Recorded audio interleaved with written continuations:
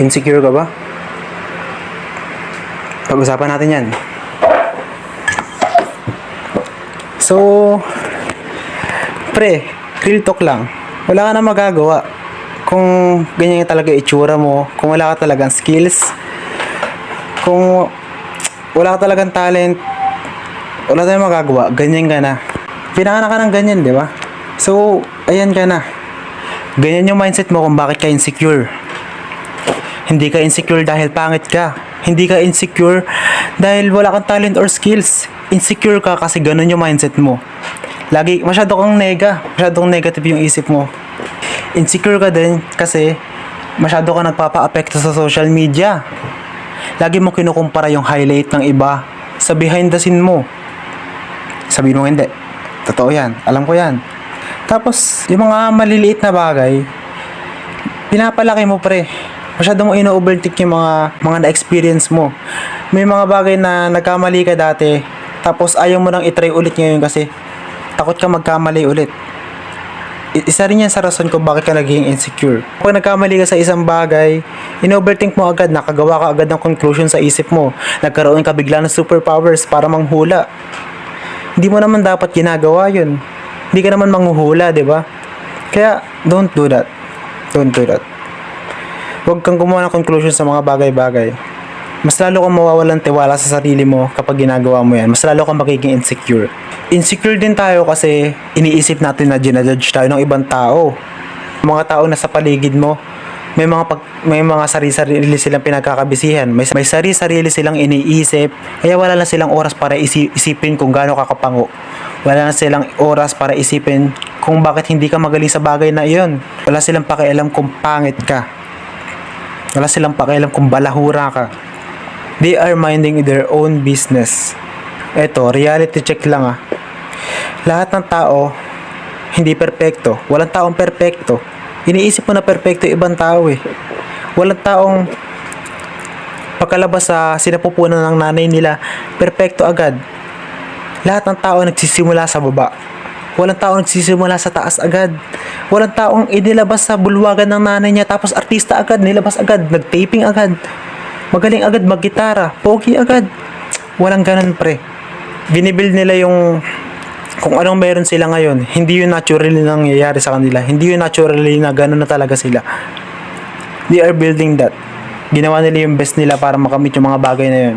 Pero, hindi sila perfect. Walang perfect sa mundo. Ito, isa pang real talk bago tayo magsimula sa mga solusyon kung paano ka hindi magiging insecure. Kasalanan mo rin. Kasalanan mo kung bakit ka ganyan.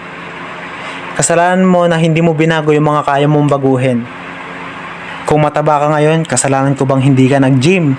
Kung pangit ka ngayon, kasalanan ko bang hindi ka uminom ng 8 glass of water? Kasalanan ko bang hindi ka bumili ng cleanser, moisturizer, sunscreen? Kasalanan ko bang hindi mo inalagaan yung mukha mo? Hindi. Kasalanan mo yan. Ito pa, naiinggit ka kasi magaling yung isang tao sa specific na bagay, magaling, may skill siya dun. Pero ikaw wala. Nainggit ka lang, wala kang ginawa. Di ba? Nainggit ka lang. Hindi mo man lang inaral kung paano gawin yung bagay na yun. Malay mo, magaling ka pala dun. Pero hindi mo tinry. So ayun, kung bakit ka na-insecure, isa yun sa rason, kasalanan mo yun. So ang solusyon lang dyan, you should fix what you can control. Kung mataba ka, mag-gym ka. Kung mapayat ka, mag-gym ka. Diba? Ayusin mo yung pagkain mo. Kumain ka ng malinis. Huwag puro junk foods. Nakakasira yan. Nakakamatay yan. Kung mag-aral-gal yung mukha mo, kung hindi pantay, bako-bako yung mukha mo, mag-skincare ka. Madali lang mag-skincare. Manood ka sa YouTube ng tutorial. Diba? Kung hindi ka magaling sa isang bagay, aralin mo. Malay mo, magaling ka pala. Mas magaling ka pala sa kaya naiinggitan mo. Diba? So, there's always a way. There's always a way. Kung gusto mo maging magaling sa isang bagay, manood ka ng tutorial. Makakatulong yun. Pangalawa, tanggapin mo na ikaw ka. Tanggapin mo yung katotohanan na may mga taong mas magaling sa'yo. Tanggapin mo yung katotohanan na hindi ka magaling sa isang bagay. Kasi if you not accept that, you will stuck here. Hindi ka na uusad. May stuck ka lang sa pagiging insecure. Hindi mo inaccept yung truth eh. Kapag inaccept mo yung truth, You will level up. Magde-decide ka na ayusin yun ng bagay na yun.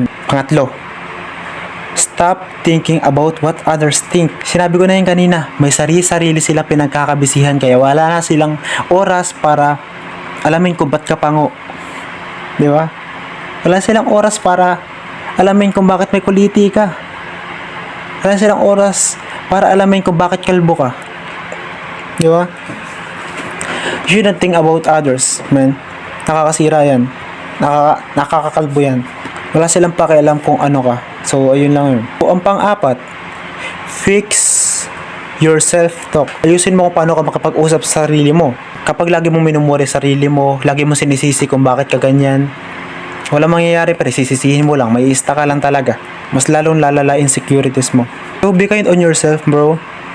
Maging mabait ka sa sarili mo. Huwag mong sisihin yung sarili mo sa lahat ng oras. Maging mabait ka. Gawin mo ng solusyon yung mga bagay na dapat mong ginagawa ng solusyon. So, ang last, you should do uncomfortable things. Gawin mo yung mga bagay na hindi mo ginagawa dati. Gawin mo yung mga bagay na ayaw mong gawin. Gawin mo yung mga bagay na mahihirap. Kasi malay mo, ayan pala yung way para makatakas ka sa pagiging insecure. Malay mo, ayan pala yung way para ma-discover mo kung sino ka talaga. Malay mo, ayan pala yung way para mag-improve ka, para mag-iba yung tingin mo sa sarili mo. Diba? Malalaman mo na magaling ka sa isang bagay kapag umalis ka sa comfort zone mo. Promise. Malaki yung maitutulong yan. You will discover the version of you that you don't know exists. Madidiscover mo yung sarili mo na hindi mo alam na nag-i-exist pala. Magugulat ka na lang bigla na, kaya ko palang maging ganito. Ang galing ko pala. Di ba? Mas magaling para talaga ako sa kanila. Ang galing kasi tinaray ko. Di ba? So, excited ako maging ganun ka. So, I think that's all. Naibigay ko na lahat ng kaalaman ni Jinichi. Anong oras na? 3:00 na. So, that's all. Thank you for listening. Sana nakatulong to. Goodbye.